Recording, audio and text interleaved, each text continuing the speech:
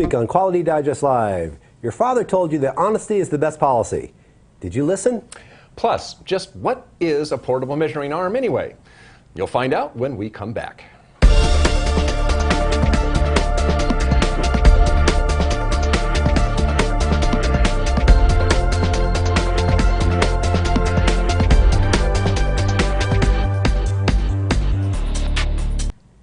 Welcome back to Quality Digest Live for July 12th, 2013. QDL is your weekly look at who and what is making the news in the world of quality. I'm Dirk Ducharme, Editor-in-Chief of Quality Digest. And I'm Quality Digest publisher Mike Richman. Okay, before we get to the news this week, we owe one of our contributing authors an apology. Yeah, we sure do. A couple weeks ago on this program, Mike and I were discussing how, ardent practitioners, just like politicians, can sometimes take a particular point out of context and then run with it. And as an example of that, we used a story related by columnist Mark Graban, in which he took issue with some comments made by a college professor following one of Graban's speaking engagements. And the professor had made some comments regarding Lean and Toyota. And we thought Mark had completely blown past the professor's point, when actually we were the ones who blew it. Yeah, we did. As Mark pointed out to us, we did the very thing that we criticized him for doing. Yeah. We took his comments out of context. And if we contacted Mark about the context of the anecdote that he was relating, we would have seen that, in fact, he was right on the money. So we should have checked with Mark first and gotten the story straight. So Mark, our apologies on that. We really do apologize, and we do promise to be more careful about that in the future. Yeah, and actually, by the way, if you are involved in quality initiatives, particularly within the healthcare setting, because that's actually where Mark Graban's expertise is, it's where he works a lot in right now, you should check out Mark's blog at www.leanblog.com. Yeah, we get a lot of material from that. We run a lot of Mark stuff, obviously in QDD and on this show, and we also we'll come back to Mark at the end of the show. We're going to be talking a little bit about Mark. Yeah, strangely enough, he had a funny tweet, or actually a good tweet that we wanted to talk about. Yeah, at the so end of the show, we'll bring that back at the end of the show. Okay, Now moving on to the news. Our first news item this week comes from Booz & Company, one of the world's leading consulting firms focused on serving and shaping the senior agenda for the world's leading institutions. According to a story appearing on the Booz & Company website, the Global Innovation Index for 2013 is out, and the United States has rejoined the list of the 5 most innovative nations in the world. Yay, U.S. The current top 5 are Switzerland, Sweden, the United Kingdom, the Netherlands, you can see right there, and of course right there, the United States, the good old US of A. The Global Innovation Index is published annually by Cornell University, INSEAD, and the World Intellectual Property Organization, the GII as it is called, looked at 142 national economies across the world in formulating this year's survey. An impressive total of 84 indicators of healthy innovation were considered. Factors such as the quality of the top universities in each nation, the availability of microfinance, and the quality and quantity of venture capital agreements. These indicators are intended to analyze a country's innovative capability as well as its measurable results.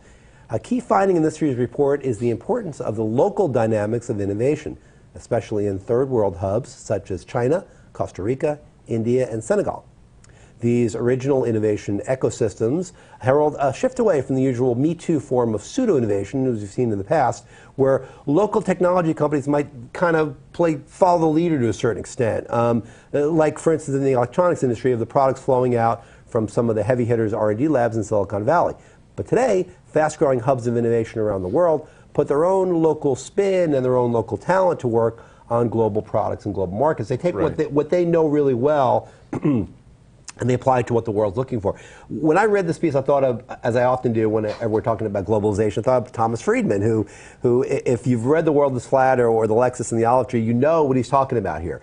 You know what the story's talking about. And really, a lot of it comes down to the brain drain. You heard the phrase brain drain. And the brain drain in the 50s and 40s, 50s, and 60s, and even the 70s was a lot of the outflow from Europe and Asia into the U.S. because the U.S. had the best universities, especially for technology and engineering, and had the best jobs, the best companies. So people would come here from China or India or Germany or wherever they may come from to study in the U.S. and work in the U.S. after they graduated. But you don't have to do that anymore. Now with global information technology and the internet, you can work anywhere. You can live anywhere. So if you were raised in Bangalore, you can stay in Bangalore, right? You can educate in Bangalore, stay in Bangalore, work for a multinational, have a great job, make a lot of money, and be at home with your family. Right. So that's what's going on here, I think, is that a lot of this local innovation is happening, and the information technology has made it possible, because the world is flat, to stay where you're at and do that work. So it's kind of cool. We're going to keep on following this one. And actually talking about information technology, let's talk about cybersecurity and how you should be putting that on your risk management radar. More than half of European mid-sized firms say they would refuse to do business with a UK company, United Kingdom company, that had suffered a data breach. That's according to a new report by storage and information management company Iron Mountain and PricewaterhouseCoopers, or PwC as they're now known. It was conducted over there in Europe and in the UK, but I wouldn't assume, and I bet a lot of money, that this survey data is pretty indicative of what's going on worldwide. And what really surprised us is that while 2/3 of companies recognize that good stewardship with information is critical to business success, about half say their board does not see data protection as a big issue. And they will. And as you can see in this next this slide we have here, this is a risk maturity index that came out of the survey from Iron Mountain and the PwC report. We see that overall, companies are only at what they call the risk awareness stage. It shows the index is about 56.8, meaning most companies know they are at risk, but they have no idea of what to do about it. So what we see going on, particularly in our industry, risk management is a big deal. And risk management, as it relates to cybersecurity, is a growing business. That's why you see companies, registrars like BSI and others writing about it. In fact, that's where we heard about it, was from BSI. But according to this report, it really hasn't sunk in for the rest of us. That is, when you think risk management, cybersecurity is just barely on most people's radar. Well, if you fall into that category, the I get it, but what can I do category, you might want to read that Beyond Awareness report. There's the link is down below. There's a lot of good info in it. You need to, what you need to do is follow that link, scroll down to the end. There's another link. You got to click on it. Yeah, you have to fill out a little form to get the report. Somebody will probably give you a phone call. You know how that works. But the report is actually really interesting to read, so I would suggest you do it. Also, keep your eyes on work being done by the National Institute of Standards and Technology, NIST, as well as ISO. As far as NIST is concerned, under President Obama's Improving Critical Infrastructure Cybersecurity Executive Order, NIST has been developing a voluntary framework for reducing cyber risks to critical infrastructure. Now, that's a key part of this. This is for infrastructure, U.S. infrastructure. It's just a framework. It's a set of standards and guidelines and best practices to help owners and operators of critical infrastructure companies, we're talking, power, water, that sort of stuff. It's there to help them manage their cybersecurity related risk. But it is just a framework. And so because it's a framework, any business can really take these guidelines and apply them. And I think we're going to see some growing interest in this, both in the NIST guidelines as well as the already released ISO IEC standard 27032 going forward. It's really something to keep on your radar. Cybersecurity is part of risk management, and you need to be keeping your eyes on it. Well, everything's part of risk management these days. Really. Risk management, really key issue. So yeah, check out that report. Yep. Okay, finally in the news this week, the Coordinate Metrology Society has put the finishing touches on the agenda for CMSC 2013, the Coordinate Metrology Systems Conference 2013, occurring later this month in San Diego. Now, there's a lot going on at the show. We'll be there front and center to cover it all, Dirk and I. More than 45 exhibitors will fill up the exhibition hall, showing off their latest portable coordinate metrology hardware and software solutions. More than 24 presentations will be delivered, demonstrating the cutting-edge developments in the field as well. Attendees will also be able to take the industry's first ever Level 1 certification for metrologists. This is a big deal. That's a big deal. Participate in the annual measurement study, sit in on an open meeting on the ASTM E57 standard for short-range portable 3D imaging systems, enjoy great social events, and a heck of a lot more. That's right. It's a good show. Crammed with activity. Yeah, and the presentations are awesome. Yeah, the presentations are really good. Really neat. And if you're into 3D measurement at all, it's really a show worth going to, because the sessions are just information packed. They're really good. Good stuff. And don't forget, CMSC 2013 is also offering a careers fair on Thursday, July 25th from 10 a.m. to 11:30 a.m. right there in the exhibition hall. So wherever you are in your test and measurement career, consider coming to CMSC 2013, again starting July 22nd. For more information, click on the story link below the video screen. In fact, as always, all the stories that Dirk and I are going to be covering on today's show are available right down there for your reading pleasure. That's right. And actually, one of the attendees of CMSC is actually going to be one of our guests here on the show in just 1 minute. And you know, we've spent a fair amount of time covering 3D measuring devices on the show, but one we haven't covered is probably the most ubiquitous of all portable 3D measuring devices, and I'm talking about the portable measuring arm. You see one right there. You've probably seen these or used these. They're also called portable CMMs. And here to give us a brief overview of what a portable arm is Chad Crisostomo of FARO. Hello, Chad. How are you doing this morning? Uh-oh. Audio? Well, we don't have Chad's audio up. But 1 second. We got it? Hey, Chad. Hey, Dirk, can you hear me now? Awesome. Okay, there we go. Okay, so let's just get started right into it. We saw a picture of a portable measuring arm. Why don't you just tell us briefly what it is? Well, a portable measuring arm is essentially a coordinate measuring machine that's shaped like a human arm that can measure features in 3D space, either with a hard probe or with a handheld laser scanner. And depending on which model you get, they can measure parts up to 12 feet long. And what does it replace? I mean, before you had a portable arm, what would you have done? Well, basically any hand tool that you would find in a typical quality lab used for measuring, such as calipers, height gauges, micrometers, even tape measures. And also because they're lightweight and portable, they also replace fixed CMM beds.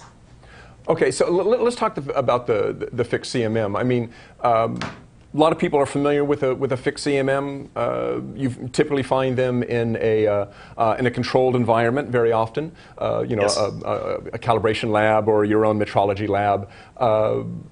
They tend to be very accurate. How does an arm compare to a CMM? Can it replace a CMM, or it does sometimes? Or tell us a little bit about that.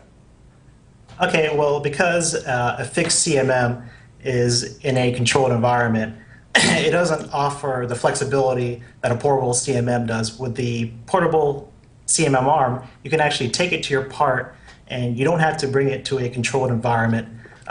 It's a lot cheaper than CMM beds as well.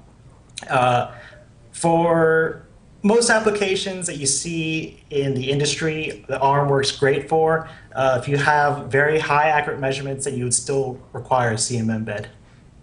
Okay, and what about fixturing? I mean, again, with a CMM, if people have used a CMM, they're used to having to fixture a part. Is that a case also with an arm? With the arm, it's great. Once again, it's portable. You can take it to a fixture. You can, measure features on the fixture and get instant feedback without having to wait for a CMM bed to do all the measurements for you. Okay. Now, let's talk about, I mean, arms have been around, I don't know, how long have they been around? 15 years, 20 years? Yeah, since the start of 2000s. Okay. So how have they changed over the years? Are they more accurate, more insensitive to temperature variation out on the shop floor, that sort of thing? They have definitely come a long way as far as temperature compensation.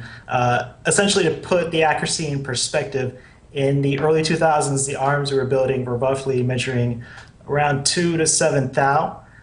These days, we're able to capture point data that's repeatable to less than a thousandth of an inch. Wow, that's quite a bit of increase. What about volume? What about measuring volume? How big a size can they measure? Like I mentioned earlier, anywhere from 4 feet in range or smaller to all the way to 12 feet.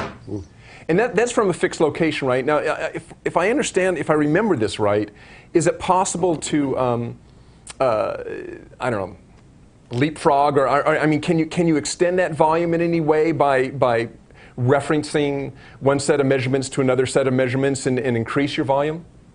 Absolutely. Some software is called move device position. In the industry, it's called leapfrogging. Like you said, you measure some features that are in common with another position, and then you can move the arm.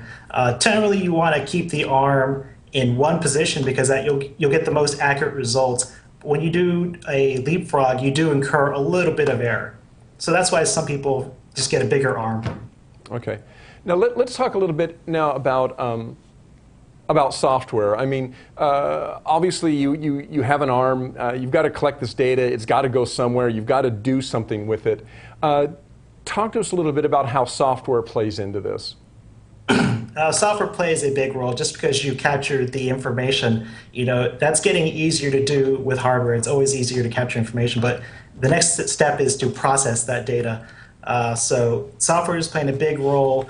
You have tons of 3D point cloud softwares out these days, and they're just making it easier and easier to process the data. We're talking about making anywhere from CAD-based inspection, where you're comparing your data that you captured to a CAD model, all the way to just comparing the blueprints or even reverse engineering. Okay, and let's also cover probe types. Now, I think you mentioned right at the top that you can have a hard probe, or you can have a scanning probe. Can you interchange those within one? I'm not sure what you would call it, one measurement routine. Session. Okay, yeah. Yeah, oh, absolutely. You can toggle in between all kinds of probes, hard probes. You can do touch probes, laser line probes, like you said, and you can do that all within one session. So Chad, we have a webinar coming up this Tuesday, the 16th, where we're going to be talking about these technologies and talking about the FARO arm as well as combining it with Polyworks. Right. In metric. So tell us a little bit more about what we're going to really see and hear, and what the viewers out there who may want to register, and you can register right below the webpage right there. People who may want to register for the webinar can find out about about these two technologies. Essentially, we'll be talking about the technology of the ARM, what it can do. You'll also get a live demo of Intermetric Polyworks, Polyworks Inspector, that is. You'll be able to see a CAD-based inspection, as well as a little bit of reverse engineering. Okay, and that's called the name of that webinar, and I think the link is below the player page there, is a Dynamic Duo Quality Inspection with FARO and Polyworks Inspector. That's going to be Tuesday, July 16th at 11 a.m. Pacific, 2 p.m. Eastern. So be sure, if you want to get more information on that, click on that link down below. Chad, thanks for joining us. Absolutely. I'll see you guys at CMSC. Oh, yeah, that's right. We'll see you at CMSC. Thanks, man. See you in San Diego. All right. And we'll see you next Tuesday. Yeah. It's going to be it's going to be really interesting webinar. I mean, people, and all of you out there as well, will be able to ask questions of Chad and Dirk, who's moderating, and really get into this, because this is something that a lot of people are doing. Obviously, a lot of our viewership does. And if you're not familiar with what you can do with an ARM, this is going to give you a good overview of what an ARM does, how it can be used, particularly combined with another piece of software, in this case Polyworks from Intermetric. So very typical typical application. Exactly. Yeah. So if you're in this space and you want to check it out, ask some questions of some experts, including Dirk. We'll include Dirk as an expert. We will want you to sign up for that webinar. Again, it's on the 16th of July, 2 p.m. Eastern, 11 a.m. Pacific. Right down there, you can sign up for it. There you go. Okay. Well, thanks, Dirk. Thank you, Chad. Now, we're going to move on to our feature articles for the week. Two of our feature articles this week were from two of my favorite columnists, Truthfulness by Jack Dunnigan and Sandbaggers by Bruce Hamilton. Those are the top two articles that appeared in Wednesday's issue of Quality Digest Daily. As I mentioned, these are two of our most popular columnists, and it's no surprise. They both really talk about business ethics, and this is another one of those that really talk about business ethics and the right way to go about operating your organization. Now, my dad always told me honesty is the best policy. And I always was a little confused with that, because he sold life insurance. So I always thought that honesty was like a policy you could sell. And it kind of is, in a certain sense. He always told me honesty is the best policy, and I believe that. And I think Jack and Bruce would believe that as well. The two articles that we're going to talk about here today both tie into this theme. Jack approaches the question from the perspective of a manager and this is part of the series that Jack is doing on what you should look for in employees. So Jack approaches this from the perspective of a manager who's looking for lieutenants that he can trust to tell him or her what is really happening in the organization, because a top manager can't be everywhere at all times. You rely on your people to give you their unvarnished opinion, because you need that. You need to know what's going on. From the other perspective, Bruce is looking at it from the perspective of an employee, a worker, a manager on the floor, not top management, middle management more aligned, who is kind of gaming the system a little bit, maybe sandbagging is the term he uses, where they're kind of holding down production to a certain extent. They could do much better, but management is happy, as he said, with a 103% increase in efficiency. So they say, well, you know what? That's good enough. Management's happy, we're happy, and it makes it maybe a little easier next year to jump over that hurdle where we have to exceed the numbers, right? So really what this is coming down to is in my mind, Deming's famous advice to drive out fear in the organization. And I believe, and Jack also, and Bruce also believes, I think, that people are essentially honest. People are honest, they want to do the right thing. Employees don't mislead management for nefarious purposes. They do it because probably it's a fear-based culture in which people are punished for telling it like it is. You're motivating them to be less than honest, and that gives you a distorted view of reality. And ultimately, what it's going to do is it's going to really have disastrous results, perhaps, for your organization. Jack refers to something he calls, which I think is great, immaculate perception. I love that term. Jack refers to it as immaculate perception, and what he means by that is the tendency of top managers to put a lot of credence, a lot of stock in their own perspectives and opinions. And it makes sense. I mean, there's a certain personality type that becomes a CEO, a COO. Right. Sure. C-level managers tend to be a certain type, and very ego-driven, probably in many cases, very confident, and they have good cause to believe in their own opinions. They've generally found that they're right most of the time in their careers.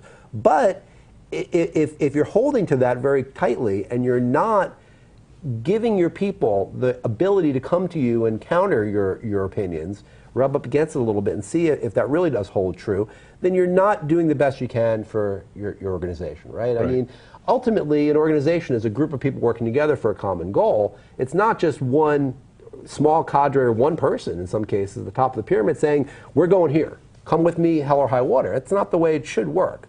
Right. Now, I thought about this and I said, if you're in this position, if you're a top manager, you hired your people for a good reason, right? You hired your people for a reason because you trust and you value their insights, their intelligence, their experience, their perspective, all that stuff.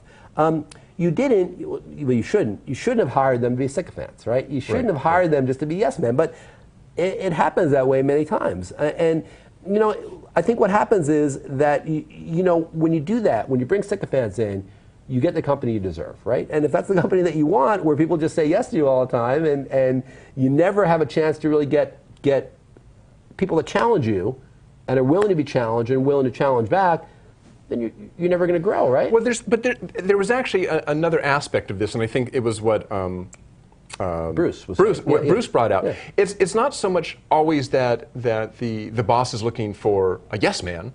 In Bruce's case, he's talking about, look, if we had told the boss that we're able to do even more, then he's either going to cut back on the amount, more than likely. Well, if you can do this with 4 people and you have plenty of slack time, well, let's let go one person and save some money and do it only with 3, right?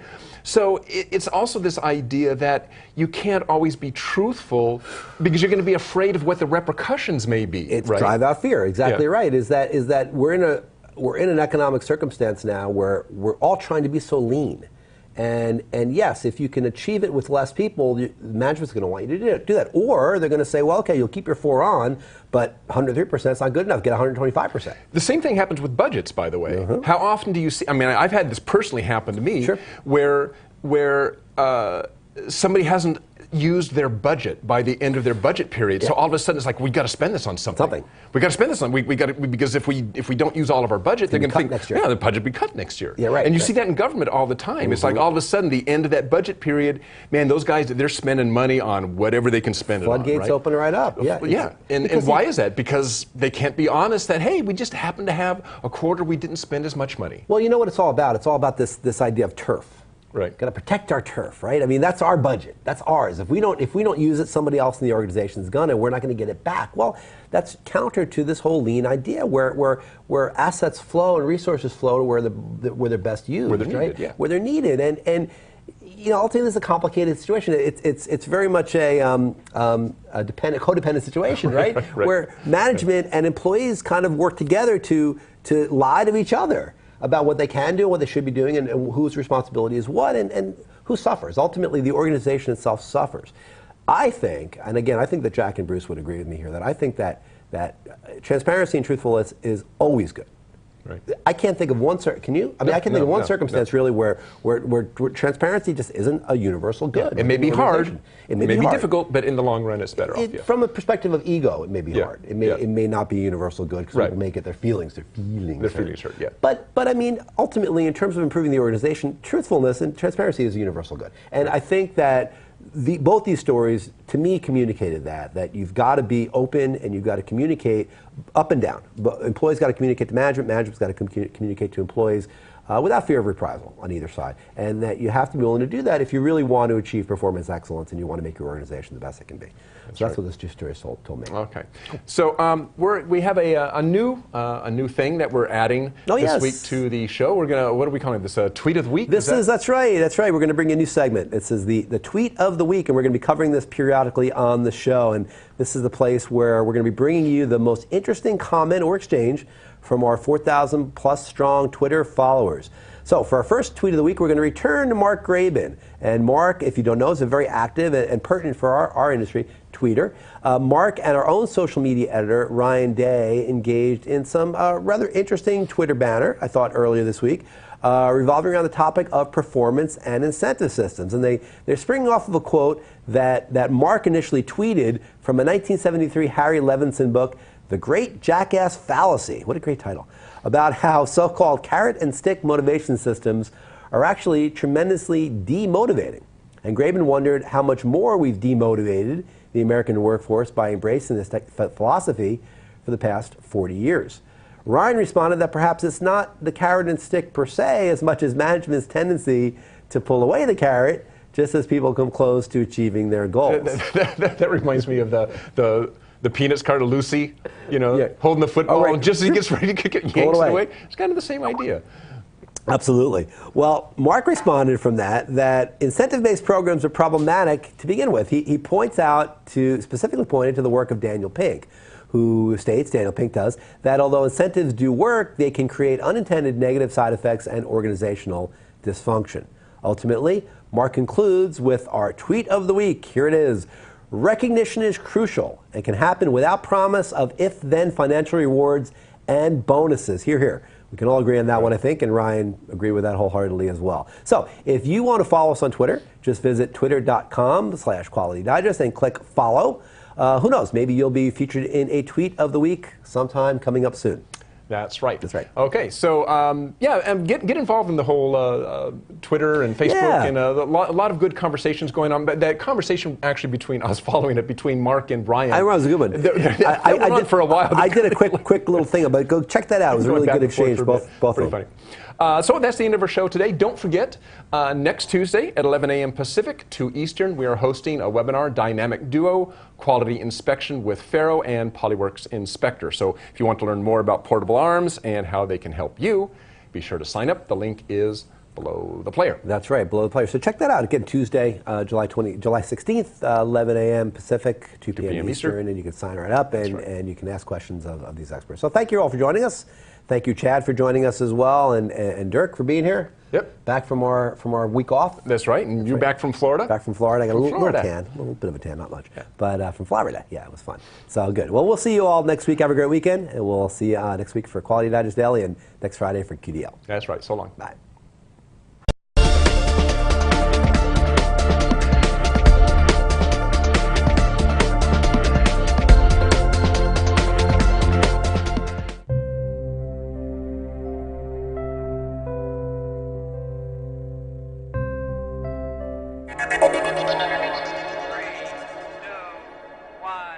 Fire.